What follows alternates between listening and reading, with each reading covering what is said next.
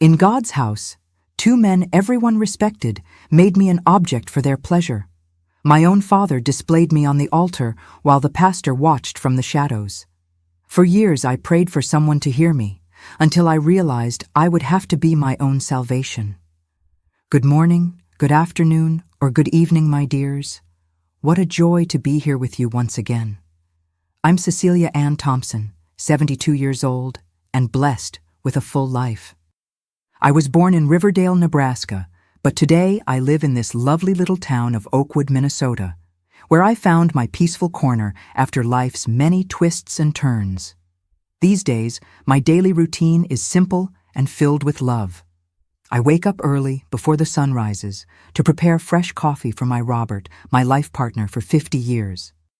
His eyesight isn't what it used to be, bless his heart, but he still insists on tending to our backyard garden, where we grow oranges, lemons, and even an avocado tree that produces the biggest avocados you've ever seen. Our house is small but cozy, with walls painted a soft yellow, a color my son Jefferson chose when he renovated everything last year. We have 3 children, you know? Jefferson, the oldest, Miriam in the middle, and Roger, our youngest. All have their own children now, giving me the blessing of being grandmother to 7 wonderful grandchildren who fill this house with joy on weekends. My day is filled with small tasks that might seem simple, but to me, they're a privilege. After breakfast with Robert, I take care of the house, prepare lunch, usually home cooking, the kind that nourishes both body and soul. In the afternoon, when Robert takes his nap, I like to sit on the front porch in a rocking chair that belonged to my mother, do some crochet, and watch the neighborhood activity. Sometimes, Miriam stops by with the children after school, and I spend time with my grandchildren while she runs errands in town. On Wednesdays, we host a group of ladies from church for our afternoon tea and prayers. They're my longtime friends, and we share not just cake recipes, but also life's joys and sorrows. It's a moment that does me so much good, you know? Because at our age, having someone to talk to is truly a gift from God. I started hosting these ladies at home about 15 years ago, after my children were grown, and I felt the house was too empty and quiet. It was Mrs. Teresa's idea, my neighbor. Cecilia, why don't we have our prayer meeting at your house? You can make that delicious cornbread with apple filling, and we'll bring the tea. And so it began, a tradition we maintain to this day. Before I continue with my story, I'd like to ask a small favor from the heart. If you're enjoying this grandma's company, please hit that like button and subscribe to the channel to never miss any of my stories. It helps this old lady to continue sharing her memories with you all. And you, my dears who are watching now, tell me in the comments, which town are you watching from? And what time of day did you find this video? Early morning with your coffee, after lunch during a little rest, or late at night before bed? I always read all the comments and feel so happy to know where you're from and when you take time out of your day to listen to this grandma's stories. Let me know, okay? Let's create a chain of affection. But today, I want to share something I've kept silent for many years. A difficult story, but one that needs to be told, because I know that, unfortunately, other people may be going through what I went through. It's about how appearances can be deceiving, about how people everyone respects can hide terrible secrets. It's about my youth and a dark secret that happened inside the church in my town. A secret that involved my father and the pastor, 2 men everyone believed were examples of virtue. This story begins in my adolescence, at a time when I had no idea what was to come. I was born in 1953 in Riverdale, Nebraska, a town so small that everyone knew each other by first and last name. Our house was 3 blocks from the central square, a simple wooden structure painted light blue with a large yard where my mother, Irene, grew a little bit of everything: potatoes, sweet potatoes, corn, and a blackberry bush that was the joy of all the neighborhood children in summer. My father, Alfred Thompson, was a carpenter and one of the most respected men in the community. Tall, with an imposing bearing, he had severe brown eyes that seemed to see right through you. He always wore well-pressed shirts, even on weekdays, and on Sundays dressed in his only suit, a navy blue one that my mother cared for as if it were a sacred relic. In church, he always sat in the front pews, and his deep voice stood out during hymns, making many people turn to see who was singing with such fervor. We were 5 siblings. I was in the middle, with 2 older ones, August and Veronica, and 2 younger ones, Theodore and Carmen. August followed in our father's footsteps in carpentry. Veronica married young and moved to Minneapolis. Theodore went to seminary at 14, influenced by the appreciation our father had for the church, and Carmen, the youngest, always had fragile health, which made our mother dedicate more time to her. Our routine was simple and regulated by the clock and by faith. We woke up with the first rooster crow, around 5 in the morning. Mother was already up, lighting the wood stove to prepare breakfast, warm cornbread and coffee with milk for us children, and strong black coffee for Father. After breakfast, Father would leave for the carpentry shop 2 streets away from home, and we would go to Riverdale Elementary School. The school was an old 2-story building with a wooden staircase that creaked with every step. I remember the smell of wax on the floor that the janitors applied every Friday, and the blue and white uniform that Mother kept impeccable, even with 5 children to care for. During recess, we played tag, ring around the rosy, or hopscotch, drawn with pieces of broken brick in the dirt schoolyard. After school, we helped Mother at home. The girls learned to cook, sew, and keep house, while the boys helped in the garden or accompanied Father at the carpentry shop some afternoons. It was there, watching Mother sew our uniforms and mend family clothes, that I learned my first stitches.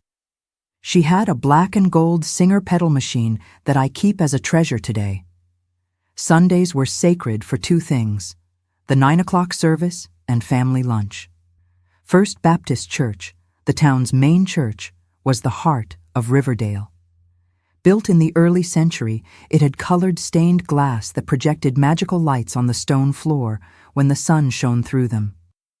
The altar was carved wood, work that my father helped restore when I was about 6 years old. This brought Father very close to Pastor Frank Miller, who arrived at the parish around 1959 when I was about 6. Pastor Miller was a man of medium height, always impeccably dressed in his black suit.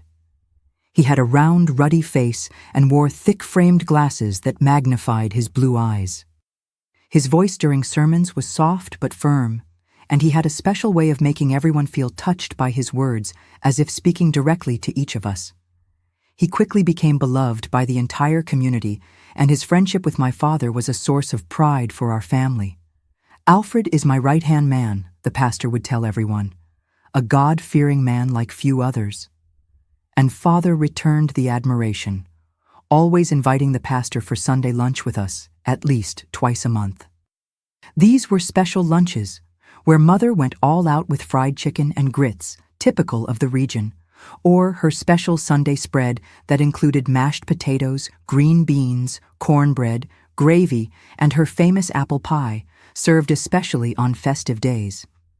During these lunches, Pastor Miller would tell stories about his hometown, Sweetwater, Tennessee, and talk about plans for the parish. My father listened attentively and soon offered to help, whether fixing church pews, remaking the choir loft railing, or organizing church socials. And he always took one of us children to help, usually August or Theodore.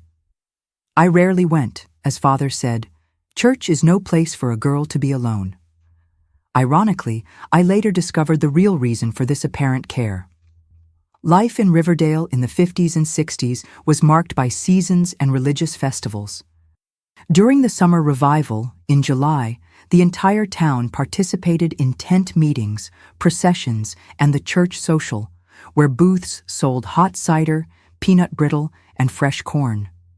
There was the greased pole where young men tried to climb to win the prize tied at the top, and the horseshoe tournament, which attracted farmers from all around.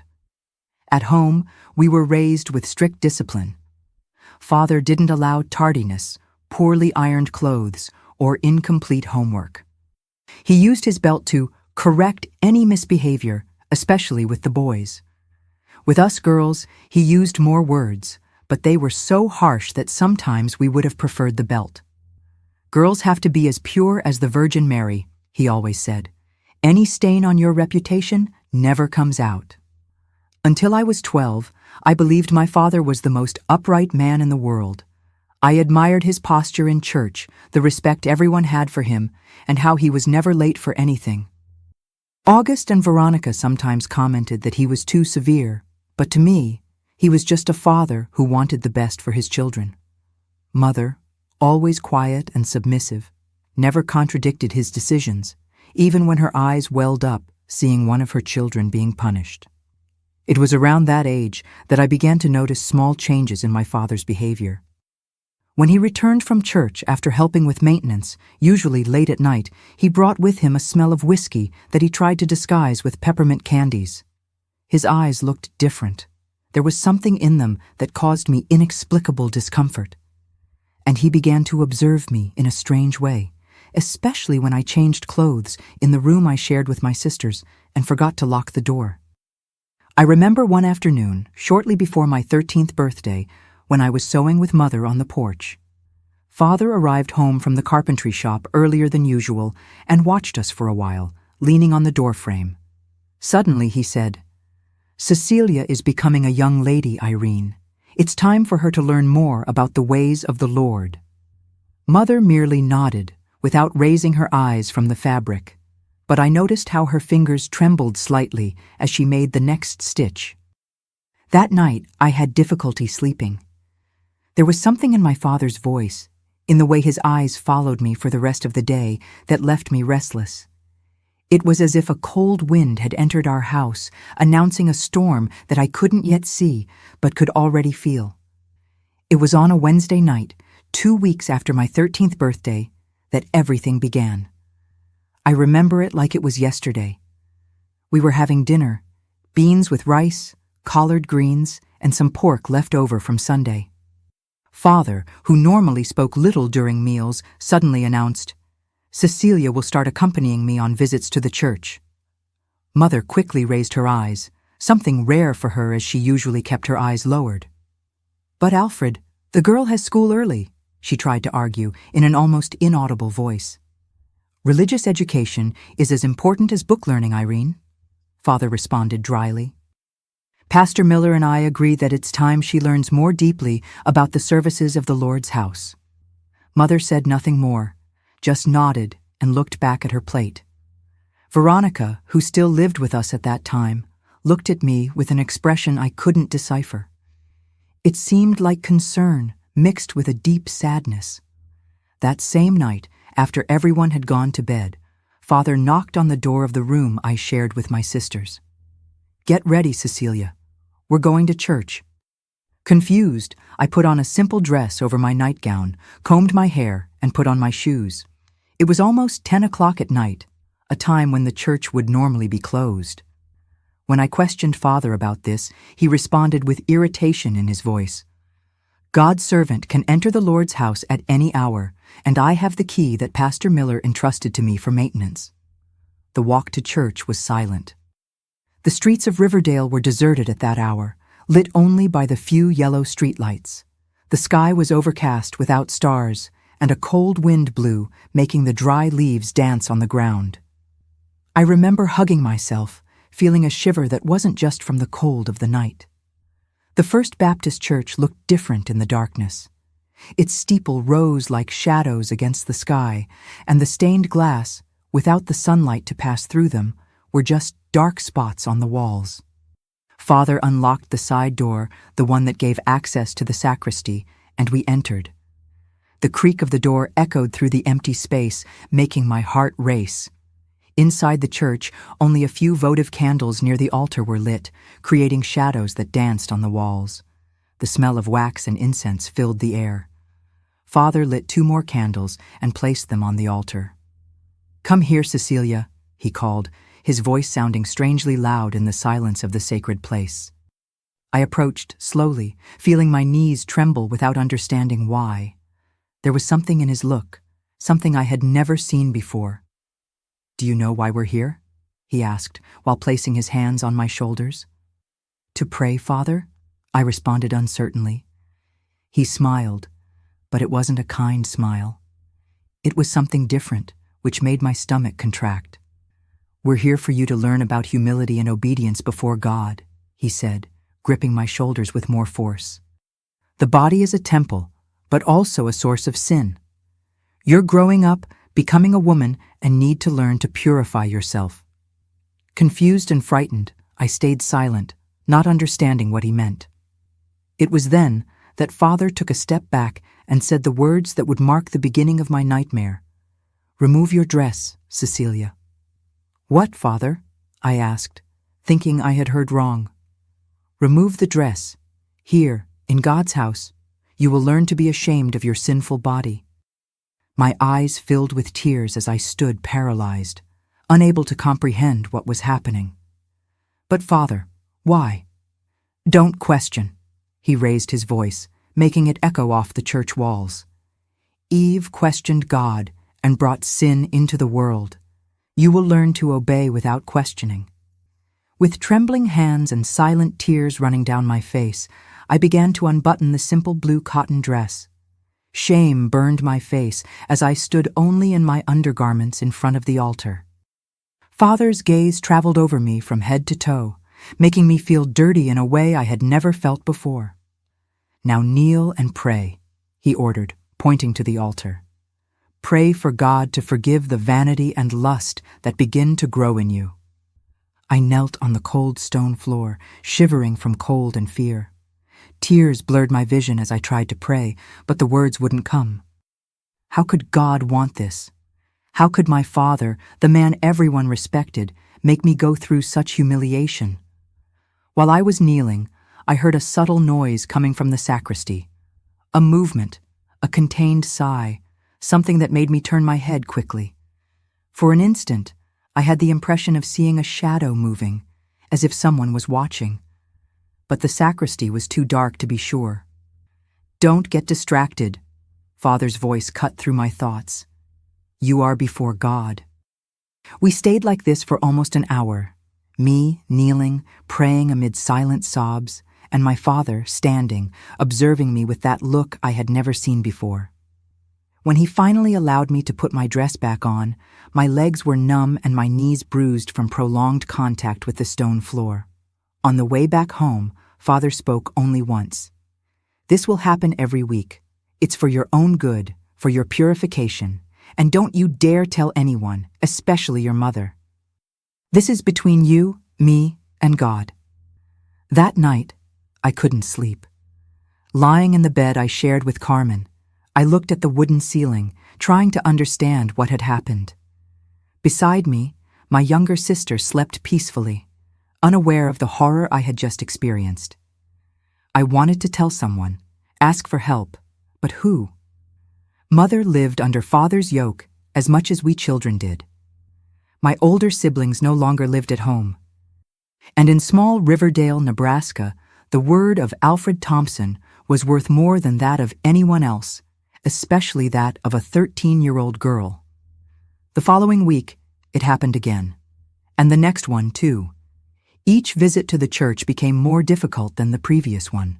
Father began to demand that I remove my undergarments as well, leaving only my intimate clothes. "Shame purifies the soul," he would say, while observing me kneeling, exposed and humiliated. It was on the third visit that I was certain we weren't alone. While praying, looking fixedly at the crucifix on the altar to avoid my father's gaze, I again heard that subtle noise coming from the sacristy. This time, when I quickly turned my head, I could clearly see. The sacristy door was ajar, and through the crack a pair of eyes was watching us.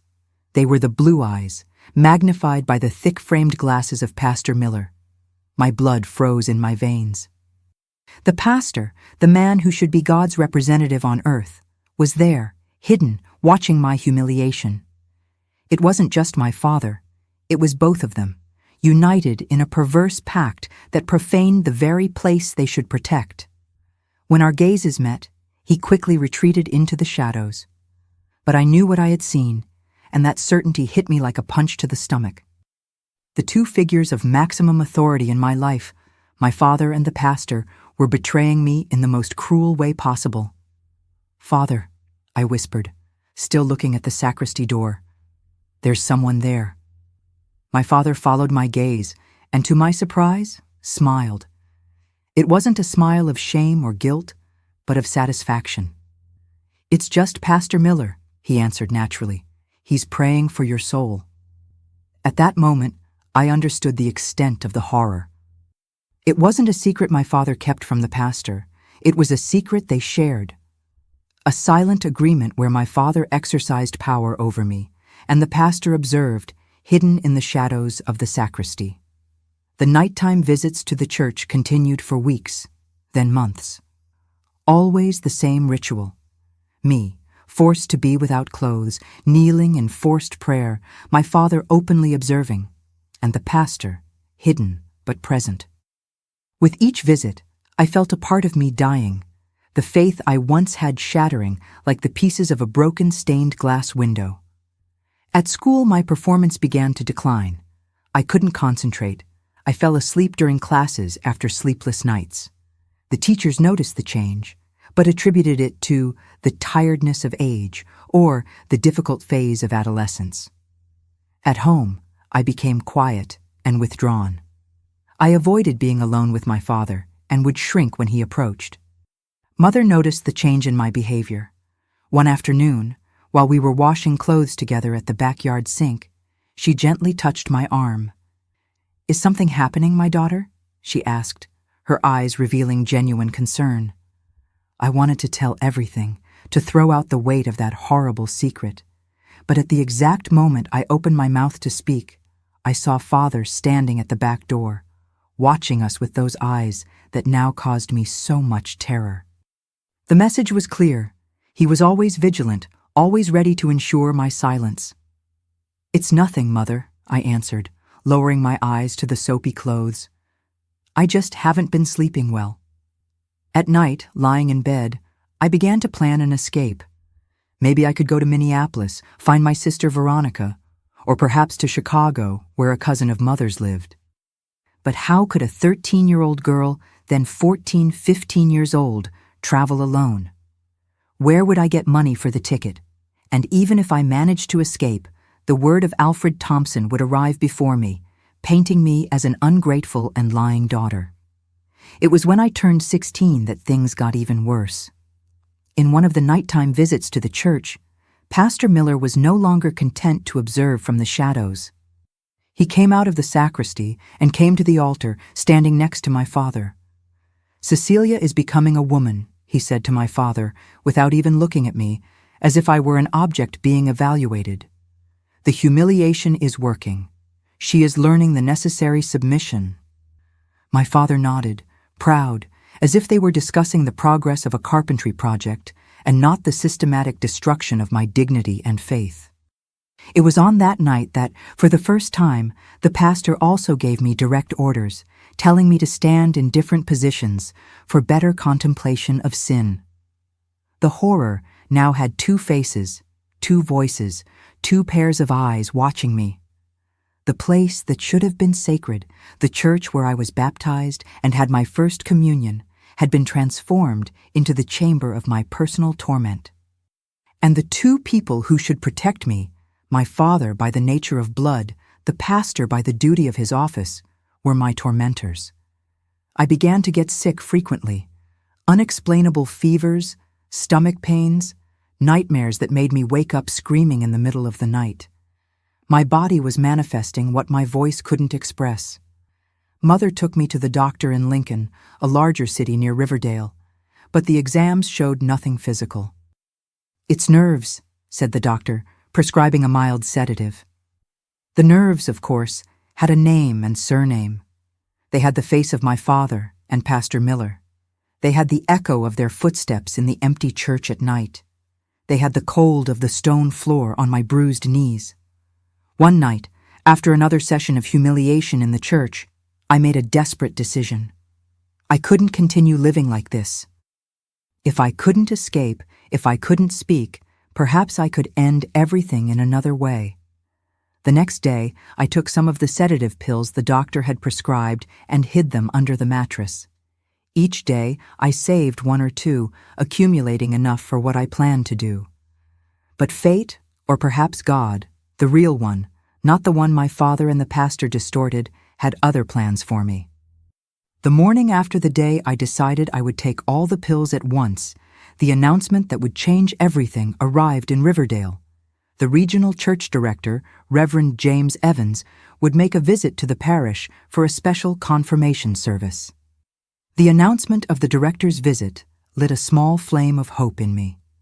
Reverend Evans was known throughout the region as a just and severe man who did not tolerate misconduct in the clergy.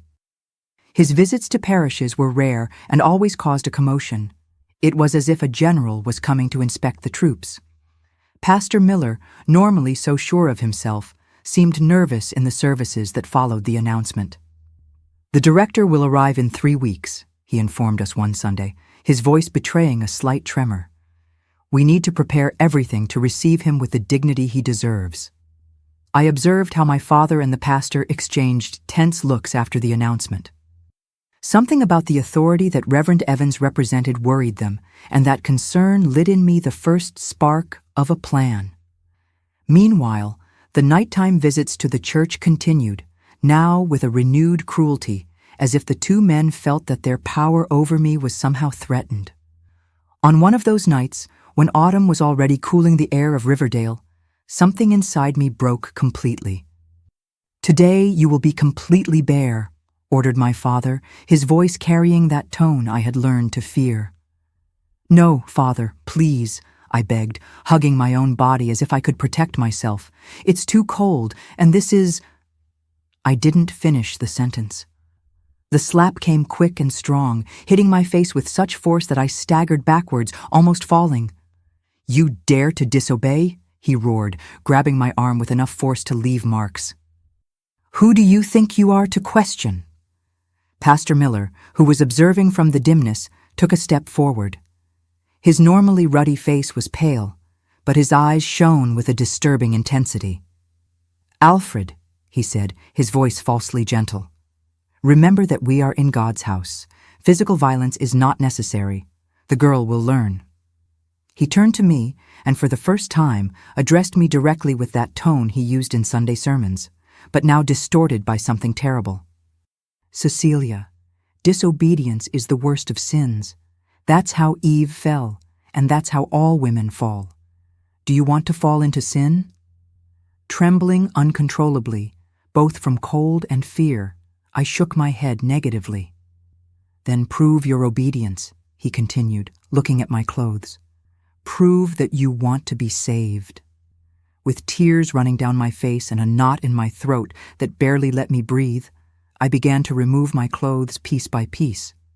First the dress, then the undergarments, finally the intimate pieces, until I was completely exposed under the gaze of the two men. The cold of the church penetrated my skin, but it was the inner cold that consumed me, a frozen emptiness where once there had been innocence and faith. "Now kneel and pray," ordered my father, his voice low and hoarse. I knelt on the stone floor, my knees already calloused from so many similar nights. I closed my eyes tightly, not wanting to see the looks that traveled over my body, and began to mutter automatic prayers, empty words that no longer had meaning for me. At that moment, I heard Pastor Miller approach. He stopped right in front of me and said, "Open your eyes, Cecilia. Look at the crucifix while you pray."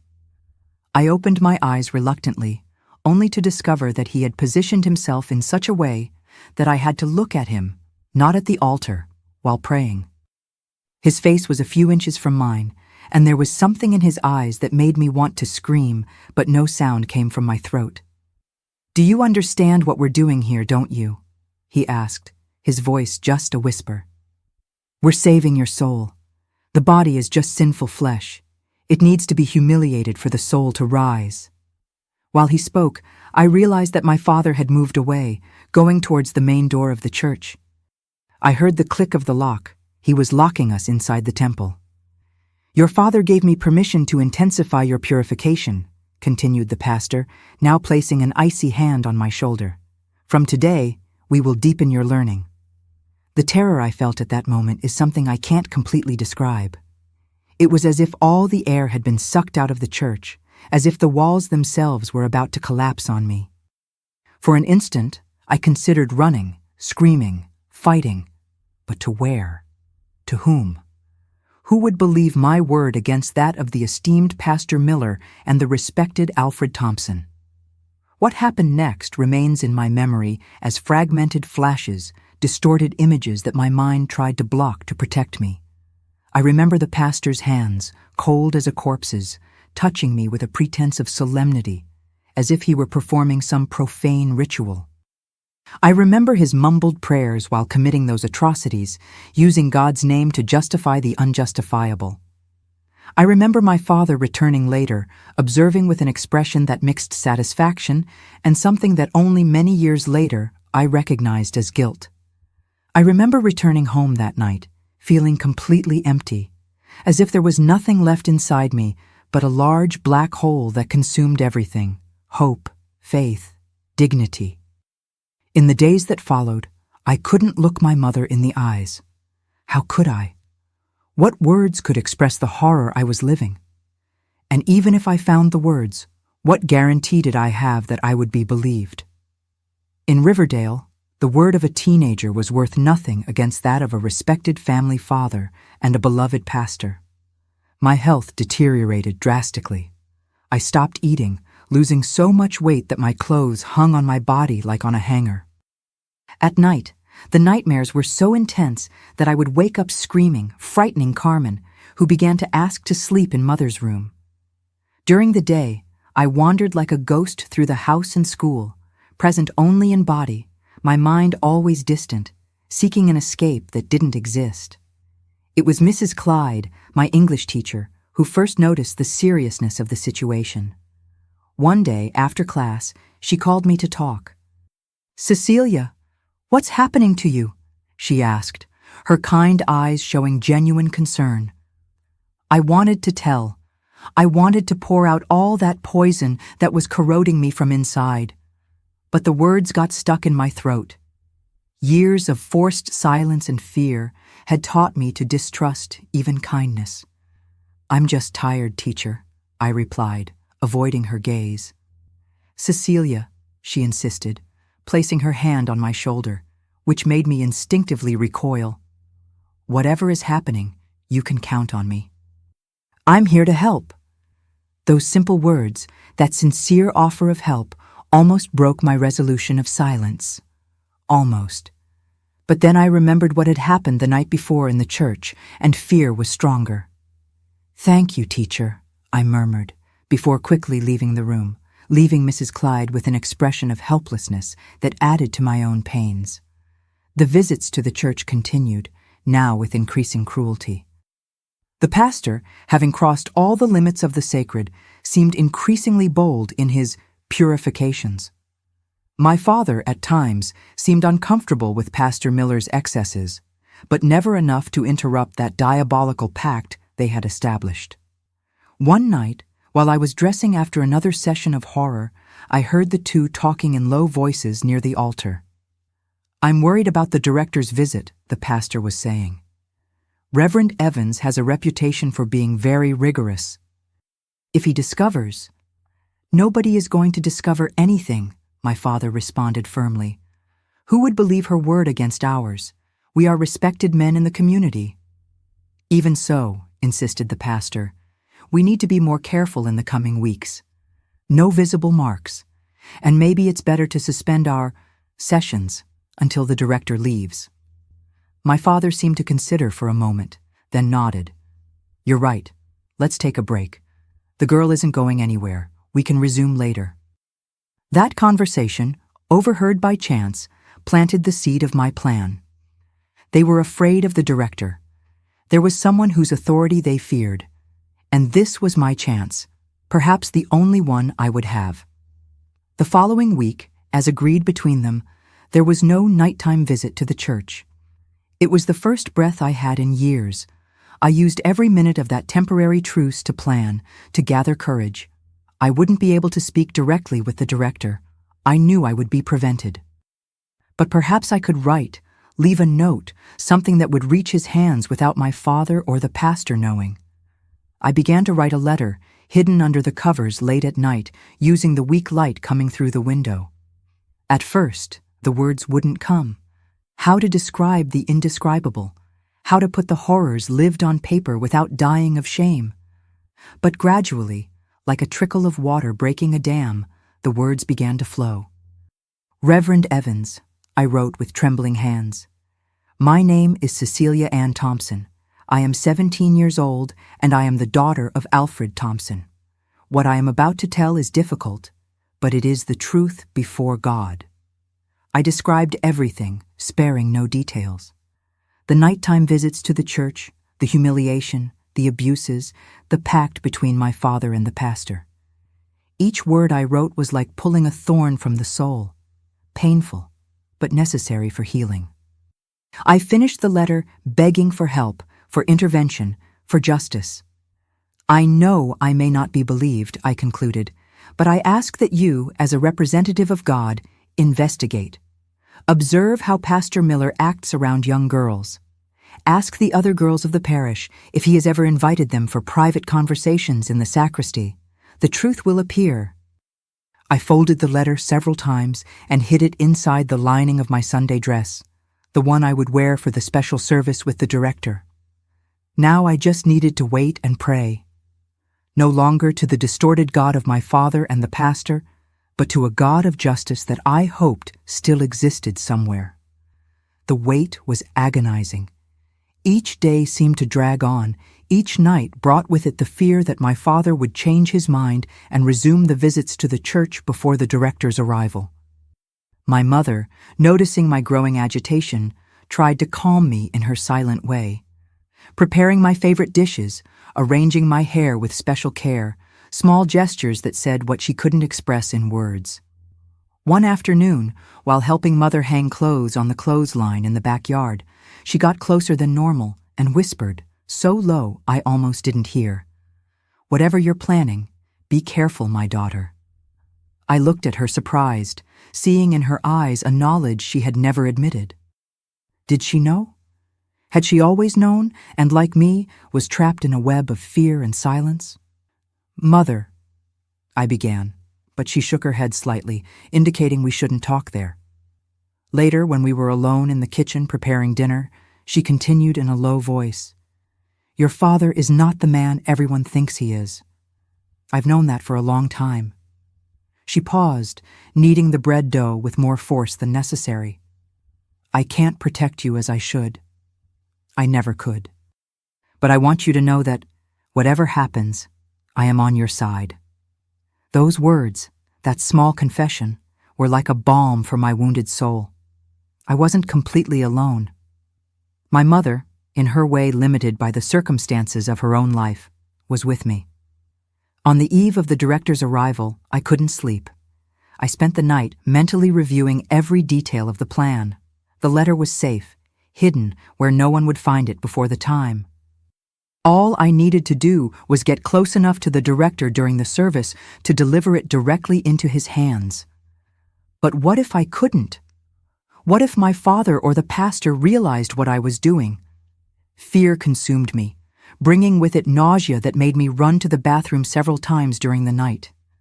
When the sun finally rose, I was exhausted but determined. That would be the day when the silence would end. The news of Reverend Evans' arrival spread quickly through the small Riverdale. Around 10 in the morning, a black and shiny car, very different from the simple vehicles of the town, parked in front of the parish house. The director had arrived. From our house, I could see the movement in the central square. People gathered to welcome the important visitor, wearing their best clothes even though it wasn't Sunday. Pastor Miller, with his red and sweaty face, seemed nervous as he received his superior. Reverend Evans was a tall, thin man with completely white hair and a face marked by deep wrinkles that gave him an air of severe wisdom.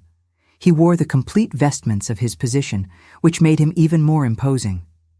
Next to him, Pastor Miller seemed diminished, almost insignificant. The The special service would be held at 5 in the afternoon. Throughout the day, the excitement in the town grew. The women prepared treats for the reception that would follow the celebration. The men helped decorate the church with flowers and ribbons. It was as if an extraordinary event was about to happen. And indeed it was, though not in the way everyone imagined.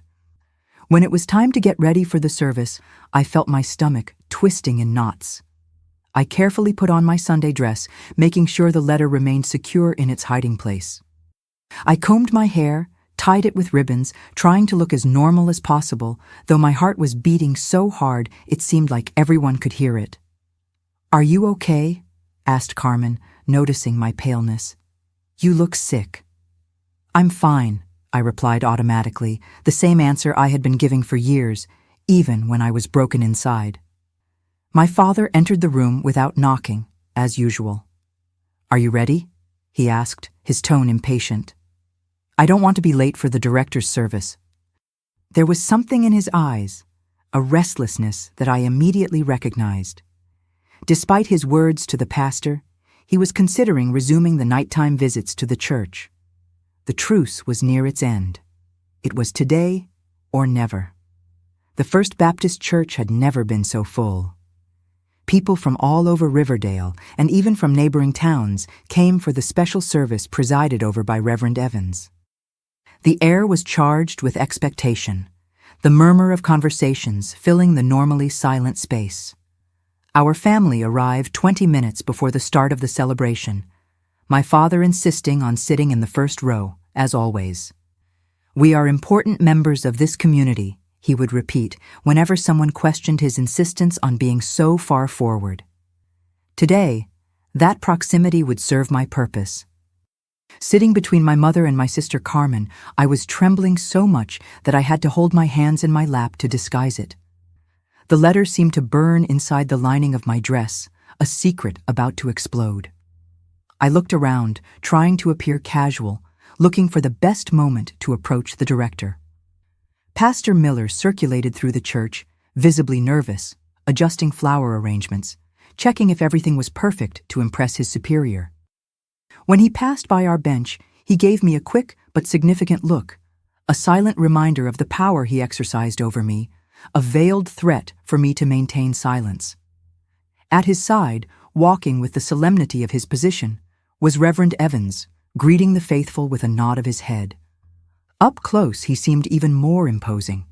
He had perceptive eyes that seemed to see beyond appearances and a severe expression that inspired more respect than affection. "That's the director," whispered Carmen at my side, impressed with the elaborate vestments. "Yes," replied my father, leaning forward. "And after the service, I will be introduced to him. Pastor Miller will make a point of mentioning all the work I've done for the parish." His tone was one of pride, as if he were about to receive a medal for good services, not as someone who should fear judgment for his acts. That arrogance, that certainty of impunity, was the last straw. At that moment, any hesitation I still might have had disappeared. He needed to be stopped. Both of them needed to be, and I would be the instrument of that justice. The service began punctually at 5 o'clock. The hymns filled the church, voices united in praises that once meant so much to me, but now sounded empty after everything I had experienced inside those walls. I observed Reverend Evans presiding over the celebration, his strong and clear voice echoing under the vaulted ceiling. At his side, Pastor Miller seemed like a boy caught in mischief, always looking sideways at his superior as if fearing being discovered at any moment. During the sermon, Reverend Evans spoke about integrity, about how God's representatives on earth should be immaculate examples of virtue. "Hypocrisy is one of the worst sins," he declared, his voice thundering through the church. "Those who use the mantle of faith to hide impure actions will be judged more severely, for they betray not only men, but God himself." I saw Pastor Miller gulp, his normally ruddy face now pale as wax. At my side, my father shifted uncomfortably on the bench. Were they feeling the weight of their consciences? Or did they just fear that their secrets might come to light? The time for communion arrived. the moment I had been waiting for. As the faithful formed a line to receive the host, my trembling hand found the hidden letter. With a discreet movement, I removed it from its hiding place and held it firmly. Our row stood up to join the line. My father went in front, followed by Mother, then me and Carmen last. The path to the altar never seemed so long. Each step was a conscious effort not to crumble under the weight of that decision. In front of me, Mother looked back briefly, and our gazes met. Something in her eyes told me she knew, that somehow she could feel what was about to happen. When my father knelt before the director to receive communion, I could see how he lowered his head in a demonstration of false piety that turned my stomach. Then it was Mother's turn, who received the host with a silent reverence. Then came my turn. I knelt before Reverend Evans, looking directly into his eyes. Something in my gaze must have communicated the urgency, the desperation, for he held his gaze fixed on mine for a moment longer than normal. "The body of Christ," he said, extending the host. "Amen," I replied, receiving the host with my left hand, while with my right, in a quick but precise movement, I slid the folded letter into the sleeve of his vestment. I saw his eyes widen slightly in surprise, but he made no movement to prevent or reveal my gesture.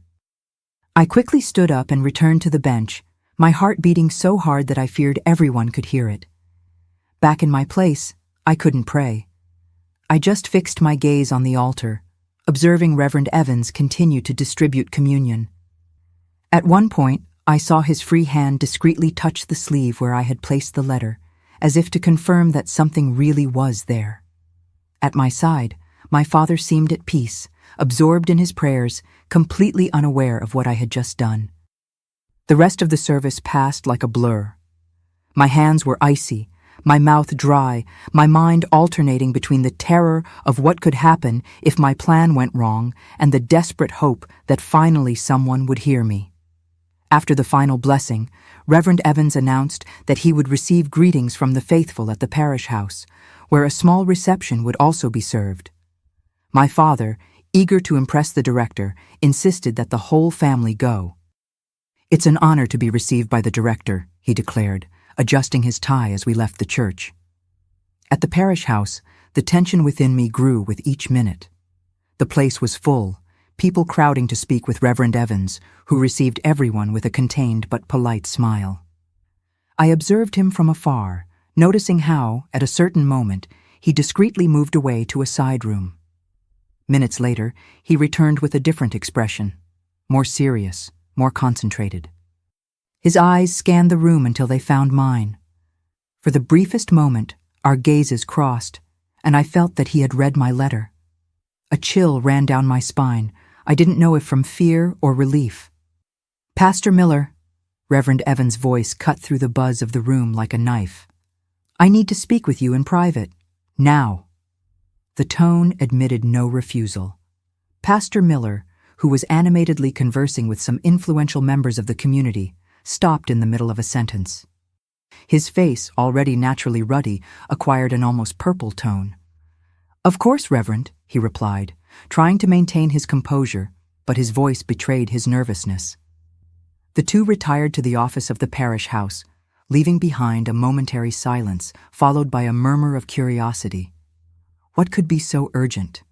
Why did the director seem so serious? My father, who was observing the scene from nearby, frowned. Something in his instinct must have sounded an alarm, for he began to look around, as if searching for something, or someone, out of place. His eyes eventually rested on me, and in that instant, I knew he suspected. "What did you do?" he hissed, quickly approaching and grabbing my arm with enough force to leave marks. "What did you tell them?" Before I could respond, the office door opened again. Reverend Evans reappeared, his face a mask of gravity.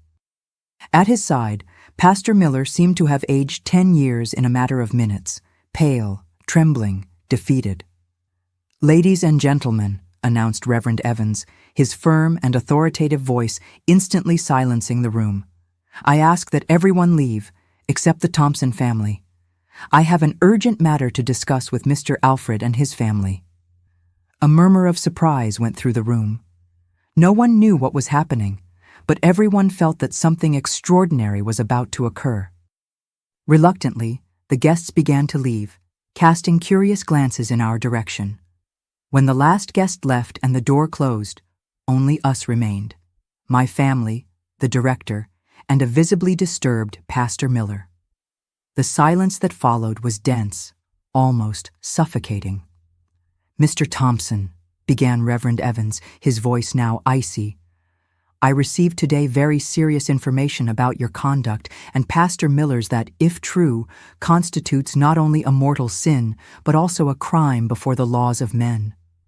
My father turned pale, but quickly regained his composure. "I don't know what your reverence is talking about," he replied, with forced confidence. Reverend Evans took my letter from the pocket of his vestment and held it up. "This letter, written by your daughter Cecilia, contains accusations of a nature so grave that they left me deeply disturbed. Pastor Miller has already partially confessed his participation in the acts described here." All eyes turned to me. My father's was of pure hatred, my mother's of a pain mixed with a strange relief, Carmen's of confusion and fear. Pastor Miller's was the most difficult to decipher, a mixture of shame, anger, and something that seemed almost relief. "She's lying!" exploded my father, taking a step in my direction, his fists clenched. "She's a rebellious girl who has always caused problems. She invented this story to harm us." Reverend Evans interposed himself between us, his tall and imposing figure like a barrier. "Don't approach her," he ordered, with an authority that made my father retreat. "Pastor Miller has already admitted that you took the girl to the church during the night. He said it was for special prayers. But his hesitation and his behavior tell me something else."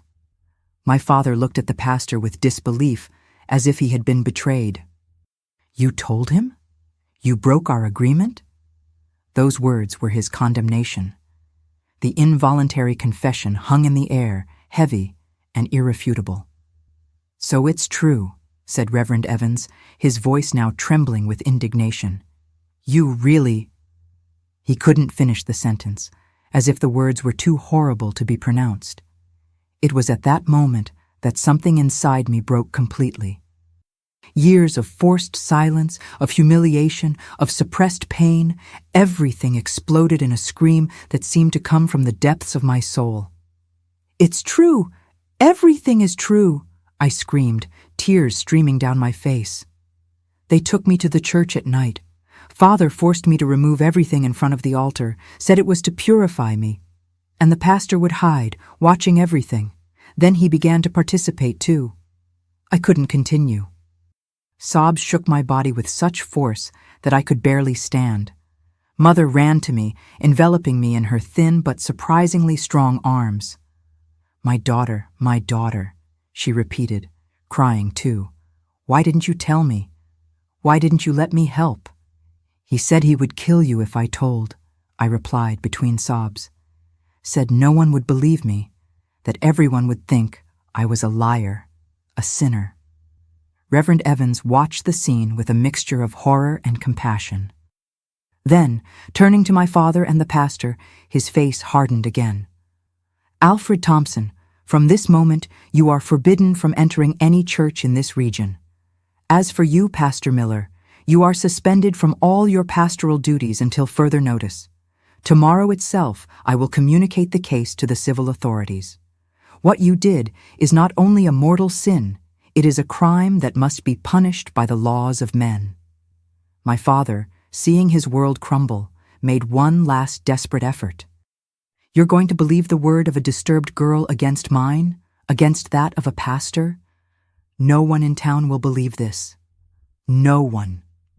"I believe it," said my mother, her voice surprisingly firm. "I always knew something was wrong. Her nightmares, the fear, the changes. How could I be so cowardly? How could I not see what was before my eyes?" "And I also believe it," added a voice from the door. It was Mrs. Clyde, my teacher. She was pale, trembling, but determined.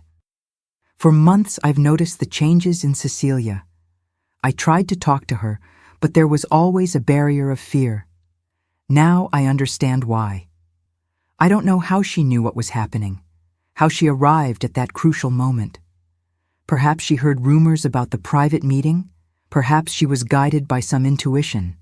What matters is that she was there, one more voice to join mine, one more witness against the wall of silence that had imprisoned me for so long.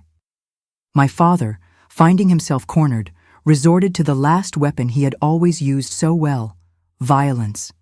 With a roar of fury, he advanced toward me, fists raised, face contorted in a mask of pure hatred. "You'll regret this, you ungrateful. I'll teach you to keep your mouth shut." Everything happened very quickly. Reverend Evans tried to intercept him, but wasn't fast enough. My mother placed herself in front of me, trying to protect me. My father's fist hit her face with a horrible sound I will never forget. She fell, blood running from her nose. That scene, my mother fallen, blood staining her best dress, finally defending me at the cost of her own safety, was the final point. Something inside me, which had been silenced by years of abuse, finally found its voice. "Enough!" I shouted with a strength I didn't know I possessed. "It's over, Father. Your power over me, over Mother, over all of us is over. You are not the good man everyone thinks. You are a monster, and now everyone will know." My scream seemed to paralyze him. He looked around, as if suddenly realizing the consequences of what he had done, of what had been revealed. His empire of respect and admiration, built on lies, was crumbling before his eyes. With a last look of hatred in my direction, he ran to the door and disappeared into the night. That night marked the end of my nightmare and the beginning of a new battle, the battle for truth, for justice, and for my own recovery.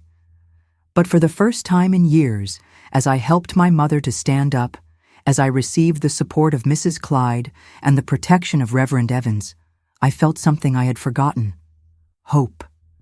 The small seed of courage that I planted when writing that letter had finally germinated, breaking the hard soil of fear and silence.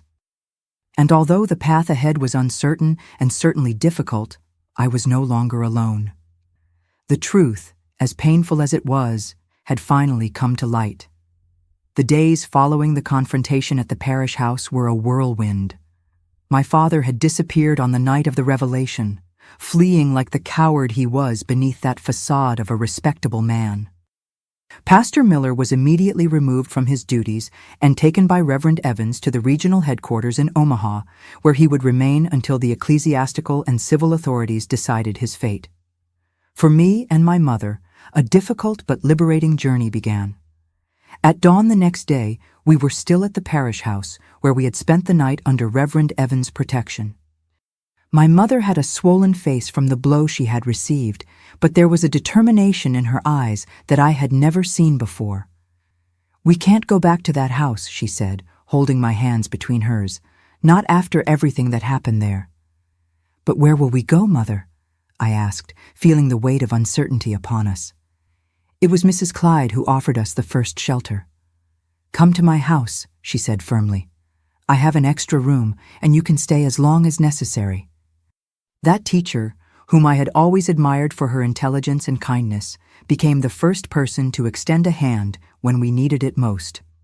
Her small apartment above the central pharmacy of Riverdale became our temporary refuge. But the situation was complex. As we moved to Mrs. Clyde's house, news of the scandal spread through small Riverdale like wildfire through dry straw. In a matter of hours, the whole town knew that Alfred Thompson and Pastor Miller had been accused of terrible acts against me. The reactions were mixed. Some people, especially the women of the town, came to offer us discreet support. Others, incredulous, looked at us with distrust in the streets. "How can a girl make such accusations against such respectable men?" I heard someone murmur in the market. The worst came when Carmen returned from school crying because the other children were calling her the liar's sister. Theodore, my brother who was at the seminary, sent a cold letter saying he couldn't believe I had defamed a man of God, and that he was praying for my soul. Only August, my older brother, and Veronica, my sister who lived in Minneapolis, offered unrestricted support when they learned what had happened. Veronica, in fact, came to visit us as soon as she knew, bringing with her not just emotional comfort, but also a proposal. "You can't continue here," she said, sitting in the small living room of Mrs. Clyde. "People will always look at you as those from the church scandal. Come to Minneapolis with me. It's a big city. Nobody knows you there. You can start over." The idea of starting over in a place where no one knew us was tempting, but also frightening. How to leave behind everything we knew? How to rebuild our lives from zero? The decision was made by circumstances that were beyond our control. 3 weeks after the confrontation, a court officer knocked on Mrs. Clyde's door with a paper in his hands.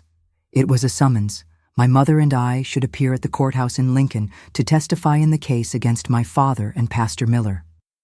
Lincoln was almost 3 hours from Riverdale, and the courthouse was an imposing building that intimidated me as soon as I saw it. Inside it, in a cold and austere room, I gave my testimony before a judge with a severe expression but compassionate eyes. For hours, I had to relive every detail of that nightmare while a clerk typed on a typewriter, recording my suffering in black letters on white paper. My mother also testified, telling how she always suspected something was wrong, but how fear and years of submission prevented her from acting. Her testimony, although painful for her, was crucial to corroborate my story. At the end of the hearing, the judge informed us that an arrest warrant had been issued for my father, but that he had not yet been located. As for Pastor Miller, he was in the custody of the church, awaiting judgment by the ecclesiastical tribunal, but would also answer criminally when the process advanced. "And what about us?" my mother asked the prosecutor, a young man with a compassionate look. "Can we return to our house?" "Technically, yes," he replied. "But I recommend caution. Not everyone in town believes your version. It could be uncomfortable." Uncomfortable was an understatement.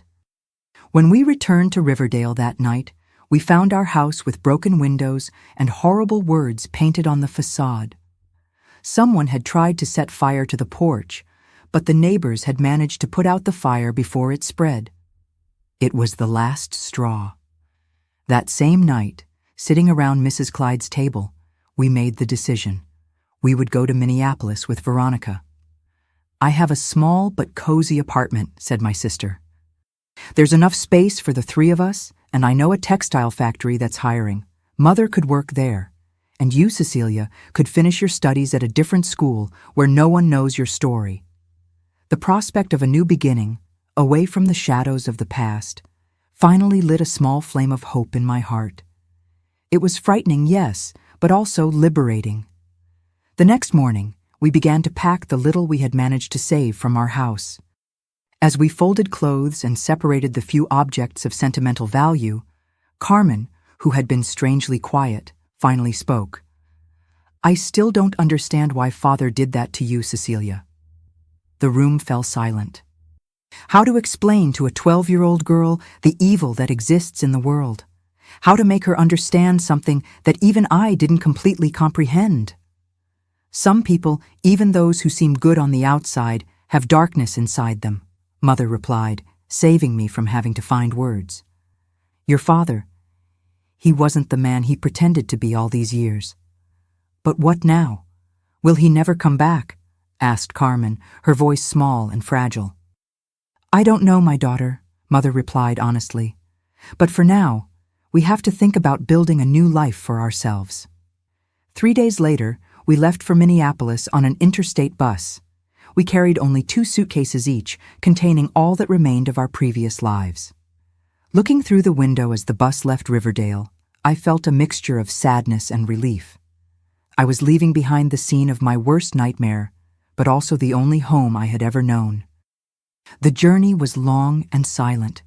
Each of us was lost in our own thoughts, trying to process everything that had happened and imagine what the future held for us. For me, at 17 years old, it was as if I were being born again, frightening, but also full of possibilities. Minneapolis received us with the anonymity we so needed. It was a growing city, full of people from all corners of the country seeking new opportunities. Veronica's apartment was on the third floor of a modest but well-maintained building near downtown. It had only 2 bedrooms, so Carmen and I shared one while Mother slept with Veronica. The first months were of adaptation. Mother got the job at the textile factory that Veronica had mentioned. The work was arduous and the salary modest, but she seemed to find a strange satisfaction in earning her own money for the first time in her life. Carmen was enrolled in a nearby school and, after some initial resistance, began to make friends. I, following Veronica's advice, enrolled to finish high school at a state school. But the transition wasn't easy. At night, nightmares still haunted me. During the day, any man who vaguely resembled my father or Pastor Miller made me freeze in fear. At school, I had difficulty concentrating, and my new English teacher, a middle-aged lady named Mrs. Eunice, frequently caught me looking out the window, lost in dark thoughts. It was Mrs. Eunice who, noticing my silent struggle, referred me to the school psychologist, Dr. Lydia. Initially, I resisted the idea of telling my story to yet another person, but Mrs. Eunice insisted. "Some wounds need air to heal," she said gently. Reluctantly, I began to have weekly sessions with Dr. Lydia, a woman in her 40s, with kind eyes and a calm voice. At first, I could barely talk about what had happened. The words got stuck in my throat, and I spent most of the session in silence, looking at my hands. But Dr. Lydia was patient. "There's no rush," she would say. "I'll be here when you're ready." It was during the 6th session that something broke inside me. A simple question. "How do you feel today, Cecilia?" And suddenly, the words began to pour out, along with tears I didn't even know I still had to shed. I told everything, every sordid detail, every night of terror, every feeling of powerlessness and shame. When I finished, exhausted and with my throat sore from so much crying, Dr. Lydia simply said, "You are the bravest person I've ever met, Cecilia." Those words, so simple but so profound, planted the first real seed of healing in my heart.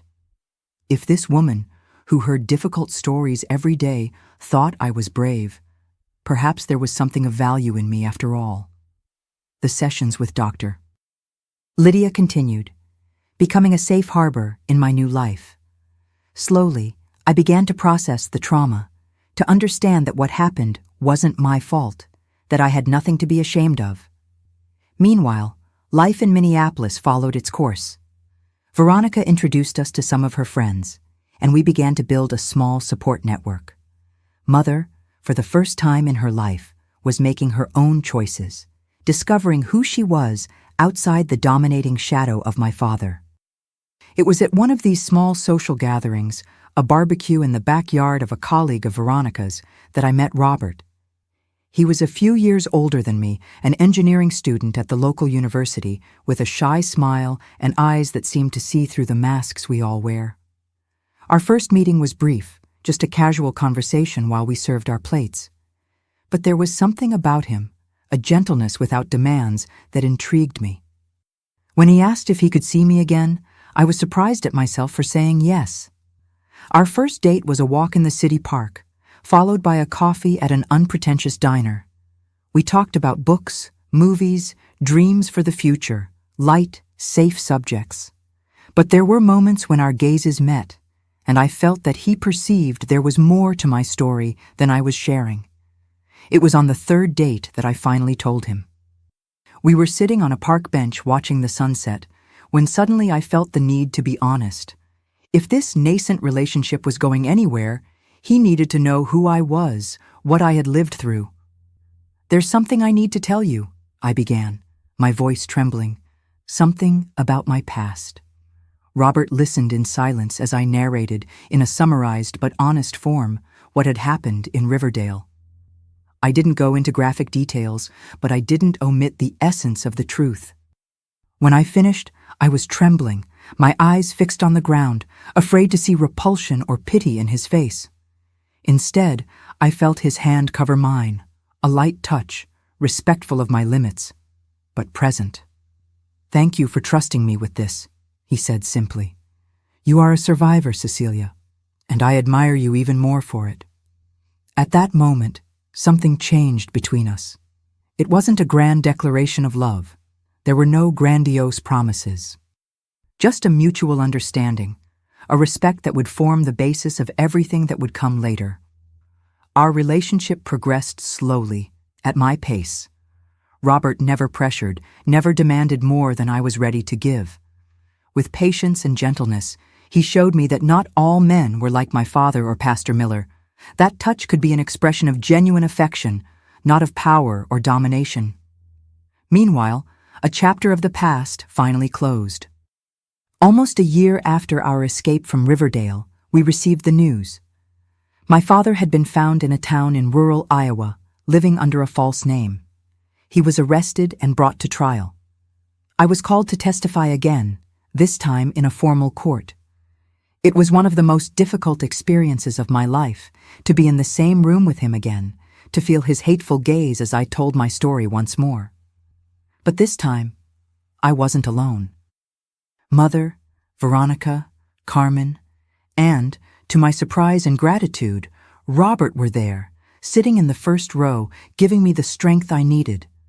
The trial lasted a week. In the end, the justice I hardly dared hope for finally came. My father was found guilty and sentenced to 12 years in prison. As for Pastor Miller, he had already been expelled from the church after the ecclesiastical tribunal and now awaited his own criminal trial. Leaving the courthouse that day, I felt as if an enormous weight had been lifted from my shoulders. It wasn't the end of my healing journey, that I knew would take much longer, but it was a significant milestone. The truth had prevailed.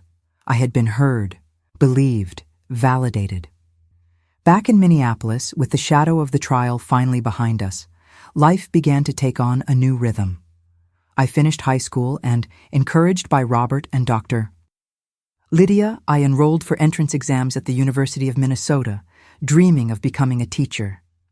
To my surprise and joy, I was accepted. And so, at 19 years old, I began a new phase of my life, no longer defined by the trauma I suffered, but by the choices I was making, by the dreams I was pursuing. Robert was at my side every step of the way, his love and support as constant as a rock amid the turbulence. When I graduated, 4 years later, it was he who was in the first row, applauding louder than everyone. And it was after the graduation ceremony, under the same starry sky of Minneapolis that saw us fall in love, that he knelt and asked for my hand in marriage. I said yes, of course, not because I needed a man to complete me or protect me, but because we had built something beautiful together, a relationship based on mutual respect, understanding, and true love. We married in a simple ceremony, just with close family and friends. It wasn't in a church.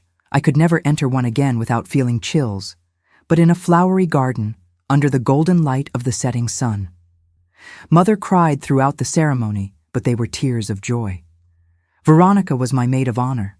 Carmen, now a teenager, helped organize everything. Even August came, bringing his wife and small children. The life that Robert and I built together wasn't perfect. No life is, but it was ours, built on solid foundations of honesty, respect, and love. We had 3 wonderful children, and as I raised them, I promised myself they would never know the kind of fear that had defined my own childhood. When Robert received a job offer in Oakwood, Minnesota, some years later, we decided to accept the change. It was an opportunity for him professionally, and for me, a chance to finally leave the past behind completely, starting in a place where no one knew our story. Oakwood became our home, the place where we raised our children, where we built our lives. And it's here that I am now, at 72 years old, telling this story, no longer as a victim, but as a survivor who found, despite everything, a path to healing and happiness. Life in Oakwood welcomed us with open arms. When we arrived here in the 80s, the town was in full growth. Robert soon established himself in the engineering company, and I secured a position as a teacher at the local school. Our children, Jefferson, Miriam, and Roger, grew up with the freedom I never had, running through the quiet streets of our neighborhood, playing in the backyard of our house, which we bought with so much sacrifice and so much pride. The years passed too quickly. It seems like just yesterday I was changing diapers and telling bedtime stories, and suddenly our children were already graduated, married, building their own lives. Jefferson followed in his father's footsteps and became an engineer. Miriam inherited my love for books and became a university professor. Roger, our youngest, always had an adventurous spirit and today works with ecological tourism. Now, at 72 years old, I live a peaceful and blessed life here in Oakwood. Our house, the same one we bought when the boys were small, got a new color last year, a soft yellow that Jefferson chose during the renovation he insisted on doing for us. The yard continues to be my little paradise, with the fruit trees that Robert planted when we arrived, orange trees, lemon trees, and that generous avocado tree that feeds the whole neighborhood during harvest season. Robert, my life companion for 50 years, doesn't see as well as before. His glasses get thicker, and he complains that the letters in the newspapers get smaller every day. But he still insists on taking care of the yard, pruning the trees and watering the plants with the same care as always. Early in the morning, we are always the first to wake up on the street. While I prepare coffee, strong for him, mild for me, Robert is already on the porch, observing the day dawn and planning his small tasks. Our day-to-day is simple, but full of small joys. After breakfast, Robert goes to the yard, and I take care of the house. It's not as easy as it was before. The joints already complain, the back hurts a little more, but there is a deep satisfaction in keeping our home clean and cozy. Sometimes, when the pain in my hands gets too much, Robert comes and hugs me from behind, saying softly, "Leave that for later, Cecilia. Come rest a bit." And in those hours, I feel that everything was worth it, every tear, every fear overcome, every battle won, to arrive at this moment of simple and true love. Lunch is always a special moment, even when it's just the two of us. I make a point of preparing home-cooked food every day. Robert says my cornbread is the best in the world, and even knowing it's an exaggeration from him, I'm happy with the compliment. Sometimes, Miriam stops by with the kids after school. Our grandchildren, 7 in all, a multiplied blessing, fill the house with noise and life. The oldest is already in college, and the youngest, Roger's daughter, is only 6 years old, a little angel with golden curls who takes after her grandfather. The afternoons are calmer. While Robert takes his nap, I like to sit on the front porch in the rocking chair that was my mother's. I do crochet, despite my fingers not being as agile anymore, and observe the movement of the street. I know each neighbor by name, know their stories, their joys and sorrows. Here, in this little piece of Oakwood, I built not just a house, but a true home. On Wednesdays, we host a group of ladies from church for our afternoon tea and prayers. They are my longtime friends, Mrs. Teresa, who was the first to welcome us when we arrived in town, Mrs. Olga, widowed for 10 years but always with a smile on her face, Mrs. Margaret, who even at 85 still makes the best cornbread in the region, and other ladies who, like me, carry their stories in the wrinkles of their faces and the wisdom in their eyes. We started this group about 15 years ago, when my children were already grown and the house felt very empty and silent. It was Mrs. Teresa's idea. "Cecilia, why don't we have our prayer meeting at your house? You can make that delicious cornbread with apple filling, and we'll bring the tea." And so it began, a tradition we maintain to this day. During these gatherings, we share not just cake recipes, but also life's joys and sorrows. We talk about our children, our grandchildren, the aches that age brings, but also the blessings that each day provides. It's a moment of connection, of feeling that we're not alone on this journey. My faith, which was so deeply shaken in my youth, found a new path over the years. I can't enter churches, the memories are still too painful, But I found God in the small things, in my grandchildren's smiles, in my husband's love, in the kindness of friends, in the beauty of a sunset. It's a simpler faith, perhaps, but also more authentic and personal. Robert has always respected this aspect of my life.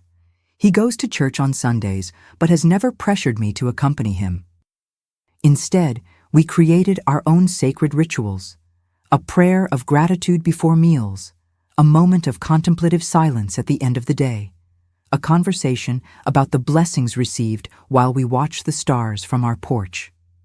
Sundays are special days for us. It's when the family gathers for lunch.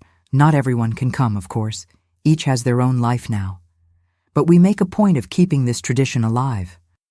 The table is set with an embroidered tablecloth I received from my mother, the dishes I bought one by one over the years, and the food I prepare with love since early morning.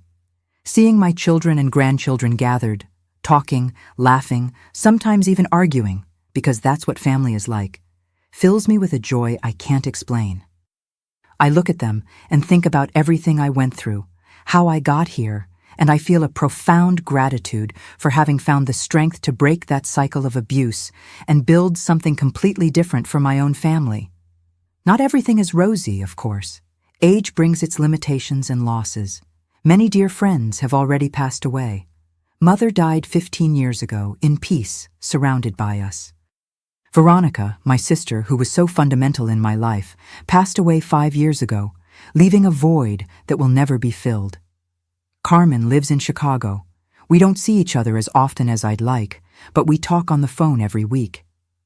As for my father and Pastor Miller, I haven't had news of them for many years. After serving his sentence, my father completely disappeared. Sometimes I wonder if he's still alive, if he ever felt remorse for what he did. But I don't allow these thoughts to occupy much space in my mind. I learned that forgiving doesn't mean forgetting or minimizing the evil that was done, but rather freeing myself from the power that evil had over me. Today, when I look in the mirror, I see a 72-year-old woman with white hair and a face marked by time. But I also see the eyes of a survivor, of someone who knew the worst of humanity and still managed to believe in the best. I see someone who transformed pain into strength, fear into courage, trauma into wisdom. This is me, Cecilia Ann Thompson. I'm not just the girl who suffered abuse in the Church of Riverdale. I'm a wife, mother, grandmother, friend, retired teacher. I'm the lady who makes the best cornbread with apple filling in Oakwood, according to my Wednesday tea friends. I'm the grandma who tells stories to her grandchildren, the neighbor who always has an attentive ear and gentle advice. I am much more than my trauma. And perhaps that is the greatest victory of all. My dear ones who have accompanied me this far, sharing this story wasn't easy. For many years, I carried this secret as a burden too heavy to share. But today, with the wisdom that only years can bring, I understand that our silence only protects the abusers. It's our voices, even trembling ones, that have the power to change lives. If you're going through something similar to what I experienced, or know someone in that situation, I want you to know, you're not alone. The path to healing can be long and difficult, but it's possible. I've learned that age doesn't define our strength, but rather our capacity to begin anew each day. Even when we think there's no more hope, that we're completely broken, we can find strengths we didn't know we had. My wrinkles are maps of survival. Each one tells a story of pain overcome. Looking back, I see that my story isn't about what was done to me, but about how I chose to respond. I discovered that we are stronger than we imagine, especially when we think we can't take anymore. Time doesn't heal all wounds, but it teaches us to live with them and still smile. If there's something I've learned in my 72 years of life, it's that our story doesn't end with the painful chapters. No matter how dark the night, dawn always comes. No matter how deep the well in which we find ourselves, there is always a way out. Sometimes we just need an extended hand to help us find it. In every state, in every town, there are people suffering in silence, as I suffered. People who believe they have no voice, that no one will believe them, that they are alone in their pain. But there are also everywhere people willing to listen, to believe, to help. Seek help. Talk to someone you trust. Look for protection organizations in your area. Don't carry this burden alone, as I carried it for so long. I've learned that surviving is a form of resistance, and living well is the best revenge. Each genuine smile, each moment of true joy, each hug given and received with love, is a victory against those who tried to destroy us. Don't let your abuser win by stealing your future too. And if you're on the other side, if you're someone who notices signs of abuse in a child, a teenager, an adult, don't turn a blind eye. Don't do as so many did with me, ignoring the signs because it was more comfortable, because they didn't want to get involved. Your attention, your concern, your support can be the difference between a life of continued suffering and a chance for healing. Dignity and respect are universal values, no matter where you are. Each of us has a role to play in protecting the most vulnerable. Together, as a national community, we can make a difference. We can break the cycle of silence and impunity that allows abusers to continue making victims. My experience has taught me that our story doesn't end with the painful chapters. Today, surrounded by the love of my family, by the true friendships I've built, by the peace I finally found, I can say it was worth fighting for. It was worth believing there was something better waiting for me beyond those walls of the Riverdale Church. Before I say goodbye, I want to make a special request. If this story touched your heart, if somehow it helped you or made you reflect, please show your support. Hit that like button and subscribe to the channel. Each subscription, each comment, each share helps this message reach more people. People who may be going through the same thing I went through and desperately need to hear they are not alone. And if you watched this far, leave the word freedom in the comments, so I know you heard my complete story, and so other people who are suffering can see how many hearts are ready to support them on their healing journey. Do it now. Don't wait even one more minute. Always remember, no matter how dark the night, dawn always comes. Thank you for listening to me. God bless each one of you.